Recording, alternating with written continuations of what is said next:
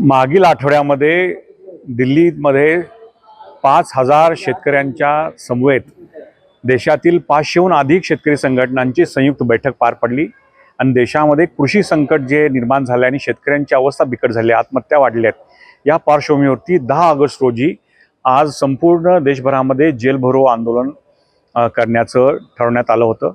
आणि आज आम्ही जेल भरो आंदोलन हे काही दिवस पुढे ढकलले, पण आज आम्ही प्राथमिक स्वरूपामध्ये ज्या मागण्या आहेत 20 मागण्या, या मागण्यांचं निवेदन सर्व शेतकरी संघटना कोल्हापुरातील शेतकरी आणि महिलांना घेऊन आज जिल्हाधिकाऱ्यांना निवेदन देणार आहोत।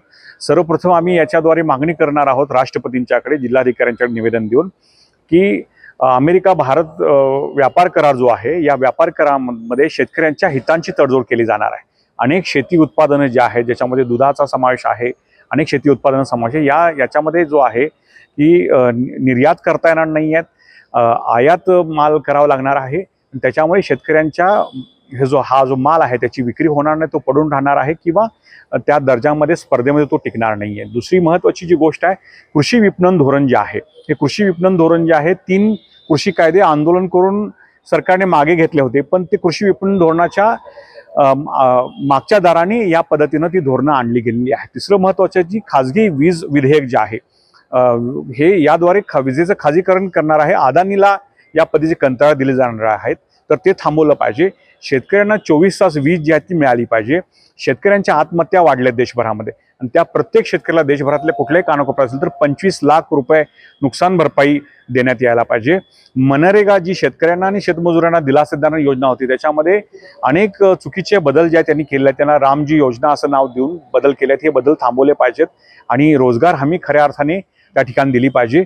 देशभरामध्ये अदानी अंबानींसाठी शेतकऱ्यांच्या आदिवासींच्या जमिनी ओरबाडल्या जात आहेत, पर्यावरणाची हानी सुरू आहे, तर हे कंत्राटदार धार्जिणे धोरण बदलून शक्तीपीठ महामार्गासारखे अनेक प्रकल्प जे आहेत, अनेक मेगा हायवे उत्तर प्रदेश आणि देशाच्या कानाकोपऱ्यामध्ये उत्तराखंड आणि हिमाचल प्रदेशमध्ये सुरू आहेत। इथे आपण पाहतोय की हे रस्ते पटकन खराब होत आहेत, पावसाळ्यामध्ये आता खड्डे पडतात त्याच्यामध्ये। अशा दर्जा नसलेल्या रस्त्यांसाठी शेतकऱ्यांच्या जमिनी ज्या आहेत ते अन्यायकारकरित्या घ्यायचं सुरू आहे, तर ते भूसंपादनाचं धोरण ठरलं पाहिजे।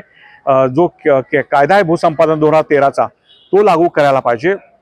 त्याबरोबरच इतर शेतकऱ्यांच्या ज्या काही महत्त्वाच्या मागण्या आहेत, म्हणजे सर्वात महत्त्वाची ती म्हणजे शेतकऱ्यांच्या मालाला जे आहेत C2+50 अशा पद्धतीचा जो स्वामीनाथन आयोगाने ठरवलेला फॉर्म्युला आहे, किमान आधारभूत किमतीचा MSPचा, हा कायदा जे करण्याचं आश्वासन दिलं होतं, पण अजून त्यांनी केंद्र सरकारनं केलेलं नाही। यासाठी आजचं जे आहे देशभरात आंदोलन आहे, त्याचं प्राथमिक स्वरूपामध्ये निवेदन जिल्हाधिकाऱ्यांमार्फत राष्ट्रपतींना देण्यासाठी आज आम्ही इथे जमलो आहोत। आज जर देशभरामध्ये हे मोदींनी आणि केंद्र सरकारने जर मागण्या मान्य नाही केल्या, तर पुन्हा दिल्लीला धडक द्यायला शेतकरी येणाऱ्या काळामध्ये मागे पुढे बघणार नाहीत, हा इशारा आज आम्ही इथे देत आहोत।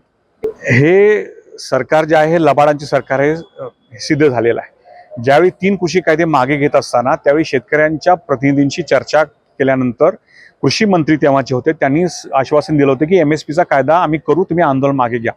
पण पुन्हा MSPची एक कमिटी नेमली गेली, ज्याच्यामध्ये कॉर्पोरेट धार्जिणे अशी लोक जे आहेत अधिकारी नेमले गेले, त्याला आमचा विरोध होता आणि त्यानंतर पुन्हा मिटिंगच घ्यायच्या बंद केलेल्या आहेत। आणि सरळ सरळ दिसतंय की अदानी अंबानींसाठी देश विकायला काढल्याने याच्यामध्ये शेतकऱ्यांच्या हिताची तडजोड जी आहे ती केली जात आहे। आणि म्हणून तर शेवटी सरकार जर खोटं बोलत असेल, फसवत असेल शेतकऱ्यांना, तर एका संसदीय लोकशाहीमध्ये दुसरा आंदोलन करण्याशिवाय दुसरा पर्याय नसतो आणि त्यामुळे आम्ही टप्प्याटप्प्याने याची तीव्रता व्यापकता वाढवत आंदोलन करतोय। शेतकऱ्यांची जी मुलं आहेत जेन झी, त्यांनी आता सरकारला हे दाखवलेला आहे आपला हिसका जो आहे, आणि त्यामुळे सरकारलाही समजून घेतलं पाहिजे। जेन झींच्या पुढे त्यांना झुकावं लागलं, आता त्यांचे जे वडील आहेत, शेतकरी आहेत, ते त्यांच्यासमोर येऊन उभे ठाकतील, आंदोलन दिल्लीला वेढा देतील। त्यामुळे ह्या ज्या मागण्या आहेत ह्या लवकरात लवकर मान्य त्यांनी केल्या पाहिजे।